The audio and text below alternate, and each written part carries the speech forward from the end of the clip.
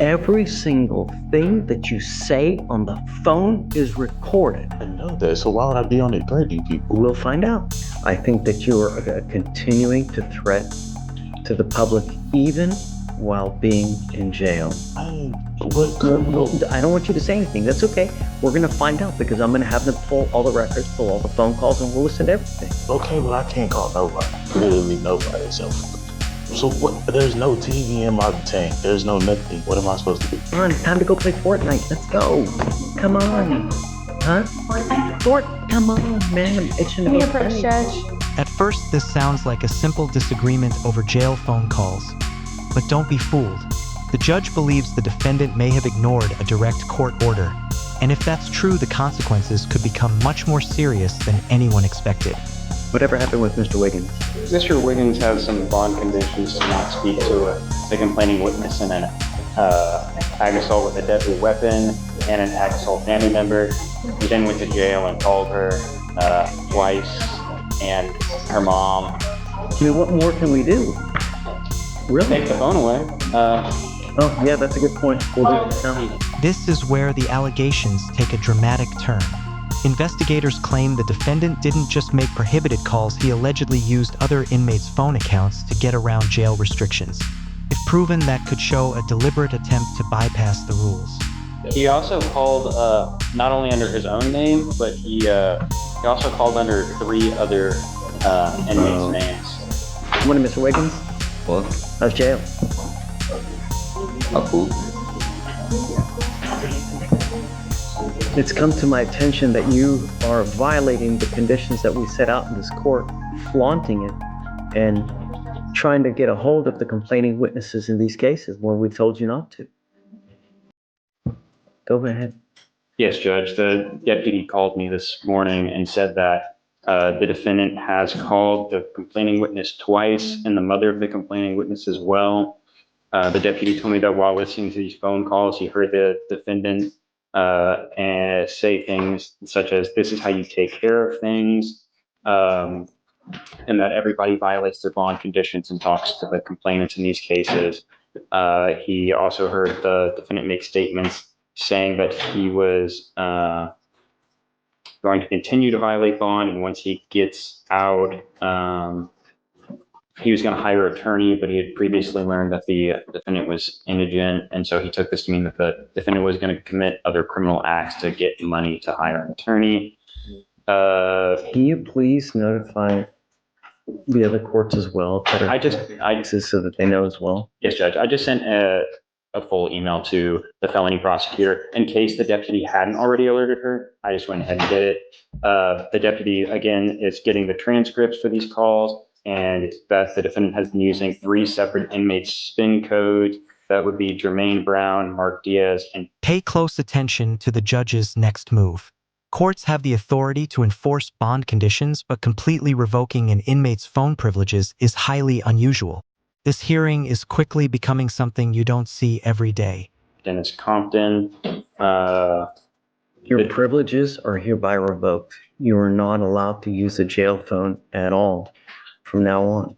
Do you understand?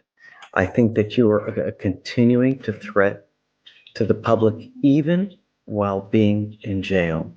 So your privileges to use the phones at all are hereby revoked. Judge, I just, again, She just told you.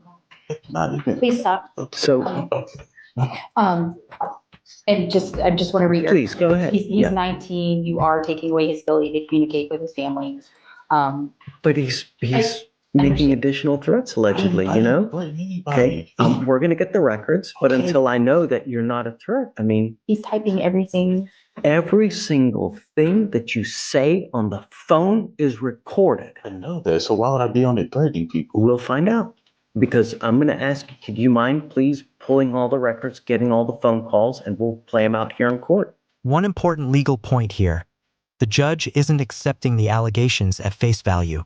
She's demanding the recordings before making a final decision. In court, evidence always carries more weight than accusations, and those phone calls could change everything. And we'll see. And if it's not, then I will gladly give you your phone privileges back. But there have deputies that have pinpointed you allegedly, you, and using other people's spin numbers to make phone calls, to make continuing threats, and to further criminality if and when you get out. I what? Well, I don't want you to say anything. That's okay. We're going to find out because I'm going to have them pull all the records, pull all the phone calls, and we'll listen to everything. Judge, I will also say that the defendant told the complaining witness, this is about the ag assault involving the firearm, that when she got shot, the defendant said that's what happens when you hang out with gangsters. So pull all that stuff, and all that stuff gets,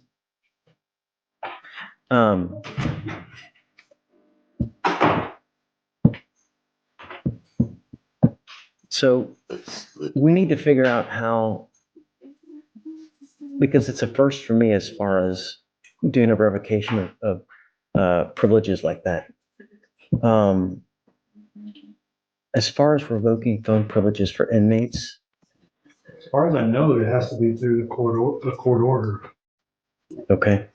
I need to do whatever I can because it's apparently a problem now. So, Even the judge admits this is unfamiliar territory. That's a rare moment in a courtroom. It shows just how unusual these allegations are and why the court wants to make sure every step is legally justified before moving forward.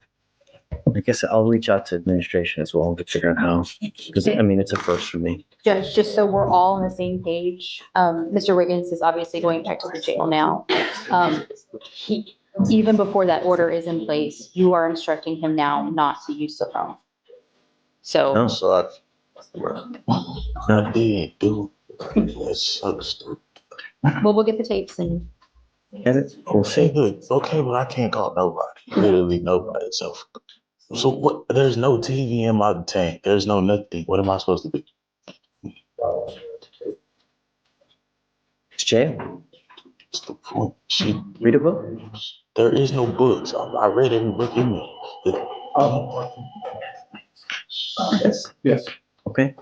I can't trust you to use a phone, Mr. Wiggins. I mean, you know what's happening. I have other deputies that have alerted us to what's going on. I can't. That's it. I mean, you got to know when you're in the jail, there are eyes all over you. It's like at a casino. You literally have eyes all over you at all times. You got to know that whatever you're doing is always being looked at. Stay in bed. That's why I wasn't threatening nobody. I didn't say he's anything. typing everything then- that you're saying. Asking them I to pull it. understand he's talking about I'm doing illegal things when I get out to hire a lawyer and all these other things. That's stupid. I never said anything about it. Now it all comes down to one thing, the evidence. The defendant insists he never made threats, while the court believes the recordings may tell a very different story. So here's the question. When those calls are finally played in court, whose version of events will hold up? Anything. That's just